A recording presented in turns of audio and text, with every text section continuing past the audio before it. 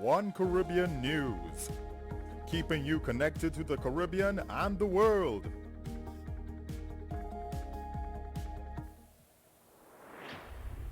Hello everyone, and thanks so much for joining us here today for One Caribbean News. I'm Brissa Bradfield. Joey will have a check of your forecast here in just a bit, but first, the International Chamber Orchestra of Puerto Rico gave music workshops to aspiring young musicians to help them develop their skills and to create a positive impact in communities around the island. Our Francis Felix reports. Workshops for kids and young students are part of the activities of the festival Our Roots and the mission of the International Chamber Orchestra of Puerto Rico.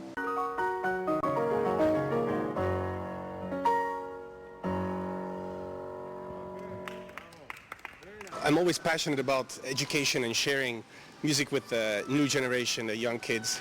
And whenever there's time after concerts, I love to do master classes and reach out to the young kids. We had 4 youngsters playing for us today with a lot of fun. There were some that played Chopin etudes, kids of various levels.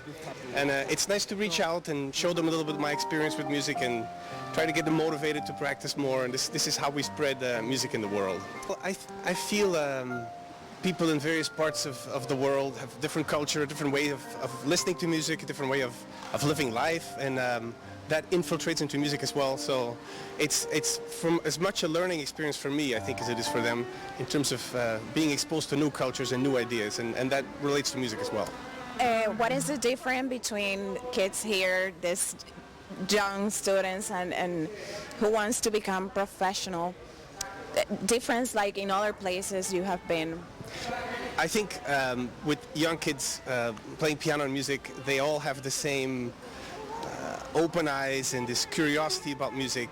So in that sense, I don't see a difference. I feel like young people are always looking for new things, and they're much more open at that age. And it's what's so wonderful to work with kids that age.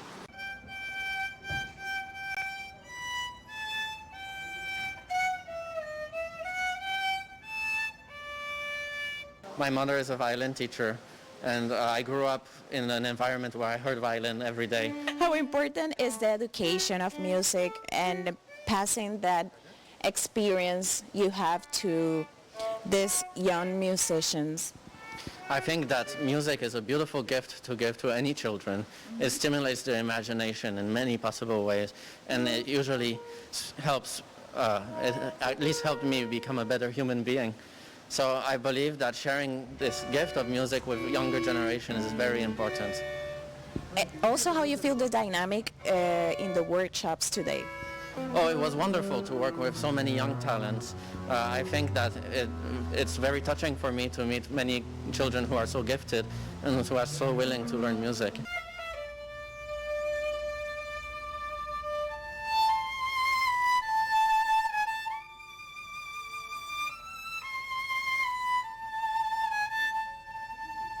These young musicians have the opportunity to learn about experienced musicians and have a wider vision of music and different versions of it. See music has a way to connect with others. From Atorrey, Puerto Rico, Francis Felix. All right, thanks so much, Francis. In the meantime, the Caribbean Development Bank announced more funding to help improve education in the Caribbean region. Now, there's also money available and plans in the works to help boost several Caribbean islands' economies. Our One Caribbean News' Deandra Hamilton reports.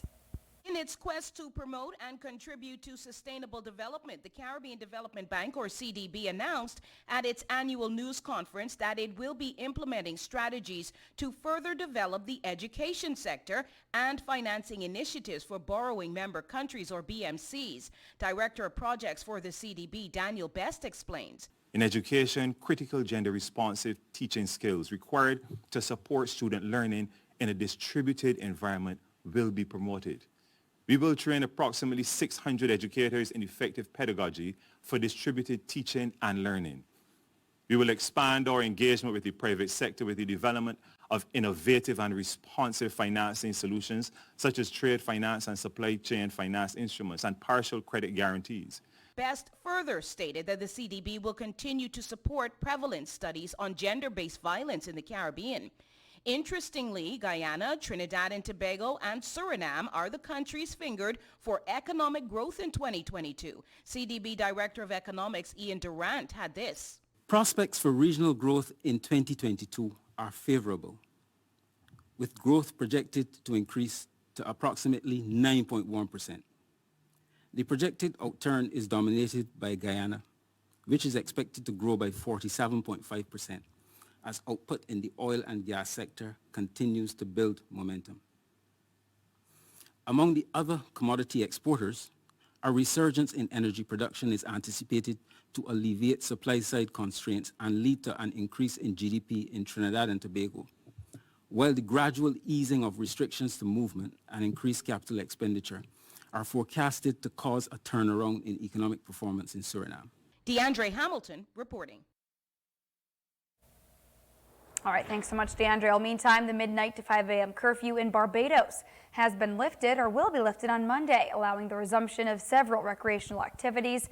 The Minister of Health and Wellness, Ian Gooding Edgehill, who said the removal of the curfew and associated changes to the COVID-19 protocols were all based on the scientific evidence provided by local health experts who believe the outbreak of the Omicron strain of the virus has passed its peak.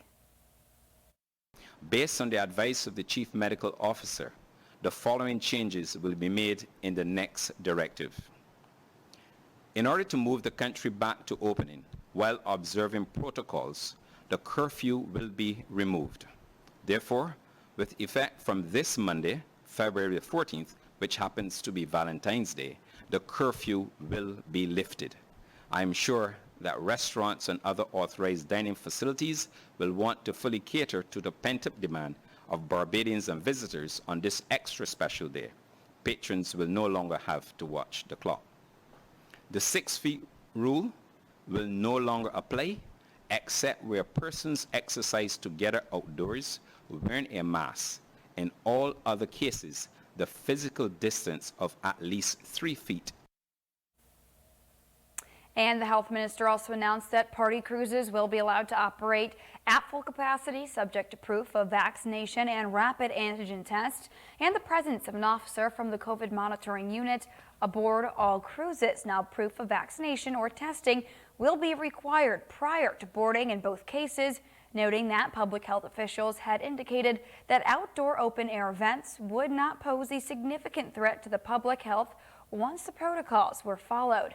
Now, Minister Gooding Edgehill said cricket capacity at the Kensington Oval for the upcoming international tournament will move from 60 to now 80% for fully vaccinated spectators.